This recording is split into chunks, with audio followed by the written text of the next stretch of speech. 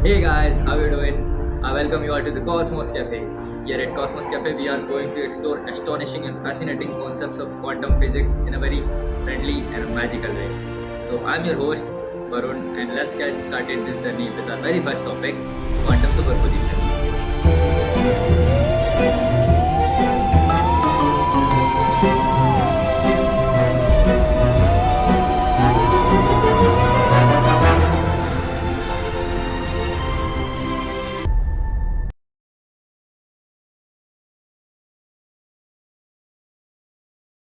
Definition का मतलब ये है कि जब भी कोई क्वांटम सिस्टम एक से ज़्यादा स्टेट में एक साथ एग्जिस्ट करता है तो उसे सुपरपोजिशन स्टेट कहा जाता है अंटिल इट इज़ ऑब्जर्व। जब भी उसे ऑब्जर्व कर लिया जाएगा तो वो एक स्टेट में आके गिर जाएगा। आसान भाषा में जब भी कोई एंटिटी एक साथ एक से ज़्यादा स्टेट में एग्जिस्ट करती है तो उसे सुपरपोजिशन स्टेट कहा जाता है, पर जब भी उसे ऑब्जर्व कर लिया जाता है तो वो एक स्टेट में गिर जाती है। एग्जाम्पल, जब हम एक कॉइन टॉस करते हैं तो वो एक साथ दो स्टेट्स में एग्जिस्ट करता है, हेड या टेल। जब तक हम उसे ऑब्जर्व ना कर ले, ऑब्जर्व करने के बाद वो एक स्टेट में फॉल हो जाता है, या वो हेड होता है या वो टेल होता है। तो ये स्टेट होता क्या है? स्टेट किसी भी एंटिटी की वो कंडीशन है जिसमें उसके फिजिकल और केमिकल प्रॉपर्टीज़ को डिफाइन किया जा सके। जैसे कि अगर कोई भी इंसान कहीं भी खड़ा हुआ है तो उसकी फिजिकल और केमिकल प्रॉपर्टीज़ को हम डिफाइन कर सकते हैं। जैसे कि अगर वो कहीं पे खड़ा है तो उसके स्पेस में उसके कोऑर्डिनेट्स, मतलब उसकी पोजीशन को हम डिफाइन कर सकते हैं। अगर वो रेस्ट पर है तो उसकी वेलोसिटी को हम डिफाइन कर सकते हैं, उसके मोमेंटम को डिफाइन कर सकते हैं, उसके मास को हम डिफाइन कर सकते हैं, जैसे उसकी केमिकल प्रॉपर्टीज़ को भी हम डिफाइन कर सकते हैं। और क्या हो अगर कोई इंसान एक साथ इनफाइनाइट स्टेट्स में एक साथ एग्जिस्ट करने लगे और हर स्टेट में उसकी पोजीशन, उसकी वेलोसिटी अलग अलग हो। सुनने में थोड़ा वियर्ड लग रहा होगा, बट ये क्वांटम वर्ल्ड पे ऐसा ही होता है। क्वांटम नेचर ही ऐसा होता है। जब भी एटॉमिक और सब एटॉमिक वर्ल्ड में हम किसी भी पार्टिकल की एग्जैक्ट लोकेशन एक साथ डिफाइन नहीं कर सकते हैं, क्योंकि वो एक साथ अलग अलग स्टेट्स में भी एग्जिस्ट करता है, मल्टीपल स्टेट्स में एग्जिस्ट करता है, और उसी को सुपर पोजिशन कहते हैं। Now it's history. So quantum super position concept एक बार में नहीं डिस्कवर हुआ था। वो रिजल्ट था कई सालों की नई नई डिस्कवरीज और नए नए एक्सपेरिमेंट्स का, जो कि अर्ली 20th सेंचुरी में कई सारे साइंटिस्ट ने किए थे। इसमें क्वांटम सुपरपोजिशन के कॉन्सेप्ट को एग्जिस्टेंस में लाने के लिए कई सारे साइंटिस्ट ने अपना अपना कॉन्ट्रीब्यूशन दिया था। इसमें से कुछ फेमस नाम्स थे, जैसे कि sir Max Planck, sir Paul Dirac, sir Werner Heisenberg. But इस कॉन्सेप्ट को पॉपुलराइज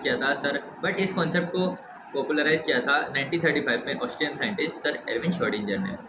सर एरविन श्रोडिंगर ने अपने फेमस थॉट एक्सपेरिमेंट, जो कि श्रोडिंजर्स कैट एक्सपेरिमेंट था, उसके ज़रिए क्वांटम सुपरपोजिशन को एक ऐसा कॉन्सेप्ट बना दिया जो कि आज तक भी एक मिस्ट्री है।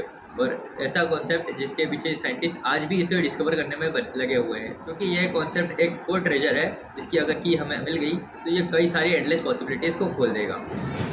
तो श्रोडिंजर्स कैट एक्सपेरिमेंट में हुआ क्या था? श्रोडिंजर्स कैट एक्सपेरिमेंट में श्रोडिंजर ने एक इमेजिनेटिव थॉट एक्सपेरिमेंट किया था। तो उसके अकॉर्डिंग उन्होंने अपनी कैट को एक बॉक्स में रखा था, जिसमें उस कैट के अलावा एक रेडियो एक्टिव एलिमेंट था और एक पॉइजन की बोतल थी। और ये श्योर नहीं था कि रेडियो एक्टिव एलिमेंट डिके होगा या नहीं होगा, पर अगर रेडियो एक्टिव एलिमेंट डिके होता है तो पॉइजन की बोतल लीक होगी और cat will be dead. But it's not 100% sure, he was not sure that cat will be dead और not until he doesn't open the box. तो अगर रेडियो एक्टिव एलिमेंट डिके होता है तो कैट डेड हो जाएगी, बट अगर radio active element से डिके नहीं हुआ तो कैट जिंदा रहेगी। तो till he had opened the box, until he had observed the situation, the cat was in superposition state. It means कि कैट एक साथ दोनों स्टेट में एग्जिस्ट कर रही थी, कैट अलाइव भी थी और डेड भी थी। ये एक थर्ड एक्सपेरिमेंट था। सुनने में वियर्ड लग रहा है कि एक साथ डेड और अलाइव कैसे हो सकती है, बट वो बताना यही चाह रहे थे कि एक साथ कोई भी पार्टिकल जो है वो क्वांटम लेवल पे एक साथ मल्टीपल स्टेट्स में एग्जिस्ट करता है जब तक उसे ऑब्जर्व ना कर लें। तो ये पूरा कॉन्सेप्ट समझाने के लिए हम भी एक थॉट एक्सपेरिमेंट करते हैं, जो आपको बहुत अच्छे से ये पूरे कॉन्सेप्ट को विजुलाइज करा देगा। So let's get started with the experiment. इस एक्सपेरिमेंट में हम एक न्यूट्रॉन मशीन कंसिडर कर रहे हैं जो एक टाइम पर एक न्यूट्रॉन एमिट करेगी, और हर उसमें से निकला हुआ हर न्यूट्रॉन के पास दो प्रॉपर्टीज एक साथ एग्जिस्ट करेगी, एक कलर और एक शेप। या तो वो रेड कलर का होगा या ब्लू कलर का, या फिर वो स्क्वायर होगा या सर्कल, बट एक टाइम पर उनमें से वो दो प्रॉपर्टीज तो एक साथ एग्जिस्ट करेगा ही। तो ये चार पॉसिबिलिटीज है कि न्यूट्रॉन इस शेप का और इस कलर का हो सकता है। या तो वो रेड कलर का स्क्वायर हो सकता है, या रेड कलर का सर्कल, या फिर वाइस वर्सा, ब्लू कलर का शेप, ब्लू कलर का स्क्वायर और ब्लू कलर का सर्कल। सो आगे चलते हैं। इस एक्सपेरिमेंट को करने के लिए हमने तीन पार्ट्स बनाए हैं, एक्सपेरिमेंट 1, 2, 3। सो सो हम एक्सपेरिमेंट 1 स्टार्ट करते हैं। एक्सपेरिमेंट 1 में एक न्यूट्रॉन मशीन है जो कि एक न्यूट्रॉन एक टाइम पर एमिट कर रही है। अब जो न्यूट्रॉन एमिट हुआ है, हमें उसकी प्रॉपर्टीज के बारे में नहीं पता। हम श्योरली नहीं कह सकते कि वो कौन से शेप का और कौन से कलर का। तो जो न्यूट्रॉन बाहर आया है वो अननोन कलर और अननोन शेप का है। अब आगे देखते हैं। जैसे कि न्यूट्रॉन मशीन में से एक न्यूट्रॉन एमिट हुआ है जो कि अननोन शेप और अननोन कलर का है। वो हमें एक बॉक्स में भेज रहे हैं। अब जो ये बॉक्स है इसकी वर्किंग कैसी है, वर्किंग में बताता हूँ। ये बॉक्स क्या करेगा, न्यूट्रॉन्स को कलर के बेस पे सॉर्ट आउट करेगा। तो रेड वाले जो होंगे वो ऊपर निकल जाएंगे और ब्लू वाले आगे चले जाएंगे। अब हम रेड वालों को कलेक्ट नहीं कर रहे हैं, हम सिर्फ एक्सपेरिमेंट कर रहे हैं ब्लू वालों के साथ। तो आगे जाते हैं। अब आगे जो ब्लू कलर के गए हैं उसमें हम उसमें हम शेप में श्योर नहीं है कि कितने स्क्वायर है और कितने सर्कल। सो हम एज्यूम करते हैं कि यहाँ पर 100 न्यूट्रॉन्स आगे गए हैं। 100 में से कितने परसेंटेज स्क्वायर है या कितने परसेंटेज सर्कल, हम श्योर नहीं है इसमें भी। तो हम एक अगले बॉक्स में इसे भेजते हैं जिसमें हम जो कि शेप के बेस पे इसको सॉर्ट आउट करेगा। तो स्क्वायर वाले ऊपर चले गए और सर्कल वाले आगे चले गए। तो अभी भी हमने स्क्वायर वालों को कंसिडर नहीं किया। तो हम सिर्फ एक बात में श्योर है कि अब जो न्यूट्रॉन्स डिटेक्टर के पास जा रहे हैं, और यहाँ पर हमने एक लगाया डिटेक्टर। तो अब जो न्यूट्रॉन्स ऊपर जा रहे हैं वो ब्लू कलर के हैं और सर्कल है। सर्कल वाले जो ब्लू कलर के हैं वो डिटेक्टर के पास गए। अब यहाँ पर हमने लगाया है एक डिटेक्टर। डिटेक्टर को शेप से मतलब नहीं है, वो शेप के बारे में कुछ नहीं जानता। वो सिर्फ ये जानता है कि कितने उसके पास ब्लू कलर के आए हैं और कितने सिर्फ रेड कलर के आए हैं, वो ये बता सकता है। तो अभी भी हम शेप में श्योर है कि वो जो आए हैं न्यूट्रॉन ब्लू कलर के हैं और सर्कल इन शेप है। सो जैसे कि डिटेक्टर के पास वो गए, अब हमारे हिसाब से जो आंसर आना चाहिए, तो जो रिजल्ट आना चाहिए था वो होना चाहिए था 100% blue and 0% red. But experimentally जब इसे किया जाता है तो आंसर क्या आता है, 50% blue neutrons and 50% red neutrons. थोड़ा वियर्ड है ना। आगे समझते हैं। इसको समझने के लिए हम एक्सपेरिमेंट नंबर 2 पर जाते हैं। सो एक्सपेरिमेंट नंबर 2। अब इस एक्सपेरिमेंट में हम क्या कर रहे हैं, इस एक्सपेरिमेंट में सब कुछ हमने सेम किया है। बस हमने यहाँ पर भी सेम रेड न्यूट्रॉन्स को कलेक्ट नहीं किया और यहाँ पर भी ब्लू न्यूट्रॉन्स आगे गए। तो उसमें भी हमें शेप में श्योर नहीं थे कि वो स्क्वायर कितने हैं और सर्कल कितने हैं। तो हमने क्या किया है, हमने यहाँ पर 2 मिरर लगा दिए। अब मिरर का काम ज़्यादा कुछ नहीं है। मिरर का काम बस ये है कि जिस बार जो ब्लू कलर के जो स्क्वायर थे उसे भी हम आगे भेजेंगे और ब्लू कलर के जो सर्कल है उनको भी हम आगे भेजेंगे। सो जैसे कि मिरर से रिफ्लेक्ट होकर ये वाले एक एडर के पास गए। एडर का काम बस इतना है कि वो दोनों को एक साथ अंदर भेज देगा। अब एडर के बाद जब अंदर गए तो अब उसको एडर को भी नहीं पता कि कितने परसेंटेज इसमें स्क्वायर गए हैं और कितने परसेंटेज इसमें सर्कल गए हैं। तो हम शेप में श्योर नहीं है इस बार। अब हम शेप में जब श्योर नहीं थे तो आंसर क्या आया है, आंसर आना क्या चाहिए था, अभी भी आंसर तो ये आना चाहिए था ना, क्योंकि ब्लू ब्लू अंदर गए हैं, है ना। तो आंसर क्या आना चाहिए था, 100% ब्लू न्यूट्रॉन्स और 0% रेड न्यूट्रॉन्स। तो वही हुआ। एक्सपेरिमेंटली भी आंसर वही आया है, 100% ब्लू न्यूट्रॉन्स और 0% रेड न्यूट्रॉन्स। अब ये कैसे हुआ, क्योंकि इस बार हम शेप में श्योर नहीं थे। इस बार हमने दोनों शेप के एक साथ जब गए थे, जब हम शेप को प्रिसाइजली मेजर नहीं कर रहे थे तब हमारा कलर प्रिसाइजली मेजर हो गया। अगर हम एक साथ पिछली बार जब हमने शेप मेजर किया था तो हमारे कलर का प्रिसाइज रिजल्ट नहीं आया था। इस बार हम शेप में श्योर नहीं थे, इस बार हम कलर में श्योर थे। तो इस बार हमारा शेप प्रिसाइजली रिजल्ट नहीं दे रहा है। तो और आगे चलते हैं एक और एक्सपेरिमेंट में। Experiment number 3। इसमें हमने क्या किया है, इसमें सब कुछ सेम है बट इसमें हमने ब्लू वालों जो न्यूट्रॉन्स है उनको ब्लॉक कर दिया है। ब्लू सर्कल वाले जो न्यूट्रॉन्स है उसे हमें ब्लॉक कर दिया है। ब्लॉक करने का तात्पर्य यह है कि ये वाले जो न्यूट्रॉन्स है अब वो डिटेक्टर के पास जा ही नहीं रहे हैं। तो उसके पास सिर्फ एक न्यूट्रॉन्स जा रहे हैं, एक तरह के न्यूट्रॉन्स जा रहे हैं जो कि है ब्लू और स्क्वायर। तो इस एक्सपेरिमेंट में हमने शेप को फिक्स कर दिया, क्योंकि सर्कल वाले नहीं जा रहे हैं, सिर्फ स्क्वायर वाले जा रहे हैं। तो हम शेप में श्योर हैं। अब शेप में श्योर है इसका मतलब जो है हम कलर में श्योर नहीं है, हम शेप में श्योर है। अब शेप में श्योर है तो हमारे हिसाब से आंसर आना चाहिए था 100% ब्लू और 0% रेड, पर आंसर आता है 50% ब्लू न्यूट्रॉन्स और 50% रेड न्यूट्रॉन्स।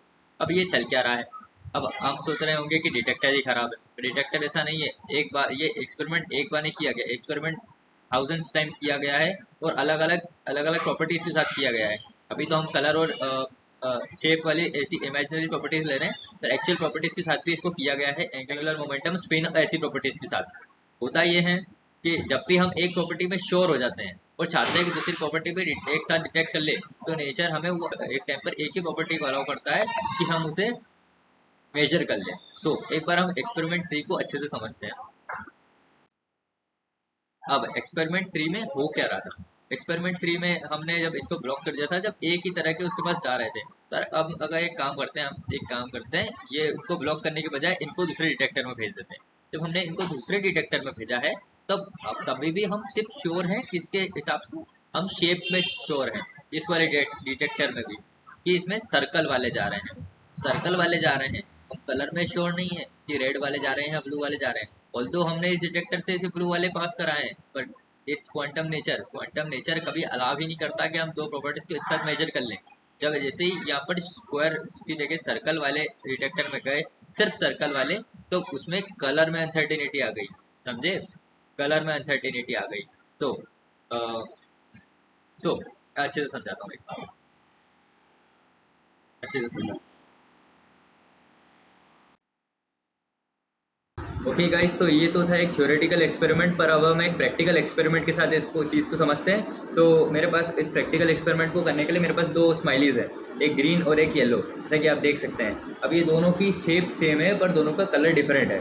और जैसा कि अभी तक हम एक्सपेरिमेंट में कर ही रहे थे, जब भी हम एक प्रॉपर्टी को डिटरमाइन करने जाते हैं, जब दूसरी वाली प्रॉपर्टी में हमें अनसर्टेनिटी देखने को मिलती है। तो हम इस प्रैक्टिकल एक्सपेरिमेंट में क्या करने वाले हैं कि ये दोनों बॉल्स को मैं मेरे बैग में डालूंगा, उसके बाद रैंडमली एक बॉल को पिक कर लूँगा। तो मुझे नहीं मालूम वो कौन सी आने वाली है, और दोनों की प्रोबेबिलिटी 1/2 होगी, ओके, 50%। ओके, सो होगा ये कि according to this concept, according to the theory, होता यह है कि जब भी जब तक मैं किसी चीज़ को ऑब्जर्व नहीं करता हूँ, मतलब जब तक मैंने इस बॉल्स को बाहर निकाल के ऑब्जर्व नहीं किया है, तो जो भी मैंने बॉल पिक करी होगी वो इन्फाइनाइट पॉसिबल स्टेट्स में एक साथ एग्जिस्ट कर रही होगी। इसका मतलब ये होता है कि जो बॉल है वो एक साथ दोनों कलर में या फिर इन्फाइनाइट पॉसिबिलिटीज़ में एग्जिस्ट कर रही है। इसका मतलब वो ग्रीन भी होगी, अगर भले ही मैंने इसको क्यों नहीं चूज़ कर रखा हो, ये ग्रीन भी होगी, रेड भी होगी, इन्फाइनाइट पॉसिबिलिटीज़ में एग्जिस्ट कर रही होगी। सुनने में बहुत वियर्ड लग रहा है, बहुत सुपरफिशियल लग रहा है, but that's the actual nature of electrons and anything in the probability of quantum, in the terms of quantum physics. Okay, so ये थोड़ा सा डिफरेंट लग रहा है, एक बार करके ही देख लेते हैं। ओके, सो दोनों बॉल को मैंने मेरे बैग में डाल दिया है। अब दोनों में से मैं एक बॉल को पिक कर रहा हूँ। जब तक मैंने इस बॉल को पिक नहीं किया है ना, मतलब मैं नहीं, I am not sure about that कि वो जो बॉल है वो कौन से स्टेट में एग्जिस्ट कर रही है। जो मेरे हाथ में है वो कौन से कलर की बॉल है, वो ग्रीन है, येलो है, रेड है, आई डोंट नो। क्योंकि पर जैसे ही मैं उसे बाहर निकालूंगा वो मुझे पता चल जाएगा, क्योंकि उसे वो ऑब्जर्व कर लिया जाएगा। तो जैसे ही हम किसी भी स्टेट को, किसी भी सिस्टम को, क्वांटम सिस्टम को हम ऑब्जर्व कर लेते हैं, तो वो उसका जो क्वांटम नेचर है वो फॉल हो जाता है, तो एक तरह से जो होता है कोलैप्स हो जाता है। जैसे कि मैंने इस बॉल को बाहर निकाल लिया, तो ये ग्रीन कलर की है, इसका मतलब इसका जो क्वांटम नेचर है वो कोलैप्स हो गया। और अब इसे एक फील्ड में, एक रेंडमली एक फील्ड में आके, एक स्टेट में आके गिनना पड़ा। एक quantum system multiple quantum states में एक साथ एग्जिस्ट करता है, इसका मतलब इनफाइनाइट क्वांटम स्टेट्स में एक साथ एग्जिस्ट करता है। तो जैसे ही हम उसे ऑब्जर्व करते हैं वो एक स्टेट में आके गिर जाता है। और जैसे एक फन फैक्ट ये है कि इसकी थोड़ा सा एक अलग भी तरीका है कि कुछ साइंटिस्ट ऐसा भी मानते हैं कि जो एक बॉल है या फिर कोई भी एक पार्टिकल है वो एक साथ मल्टीवर्सल लेवल पे होता है। तो जब भी हम उसे ऑब्जर्व कर लेते हैं उसे एक पॉसिबिलिटी में आके गिरना होता है। जैसे हम उसे ऑब्जर्व कर लेंगे वो रैंडमली एक यूनिवर्स या एक पॉसिबिलिटी में आके गिर जाएगा और हम उसे ऑब्जर्व कर लेंगे। तो यही तो है क्वांटम सुपरपोजिशन। आई गेस अब आपको ये कॉन्सेप्ट समझ में आ ही गया होगा, अब तक तो आ ही जाना चाहिए। और अगर आपको कोई भी डाउट है इसमें या कुछ भी चीज़ मैंने गलत बताई हो तो बिल्कुल मुझे कमेंट सेक्शन में ज़रूर बताएं। और थैंक यू सो मच, अगर आप अभी तक बने हुए हैं तो थैंक यू सो मच। मैंने अपना कोशिश की है आपको समझाने की। Obviously it's my first video, so I am little bit nervous, so but I will keep trying to improve myself. Next time हम किसी अच्छे से और भी कूल फैसिनेटिंग से कॉन्सेप्ट पे बात करने की क्वांटम फिजिक्स के। आई गेस मैं क्वांटम एंटेंगलमेंट या क्वांटम टनलिंग के बारे में सोच रहा हूँ। जैसा भी पता चलता है तो आप बिल्कुल लाइक करें, कमेंट करें और बिल्कुल शेयर करें। बताएं मुझे कि कैसी लगी आपको video. Thank you so much for watching this, thank you so much for being with me and see you soon, and till then keep learning and keep discovering.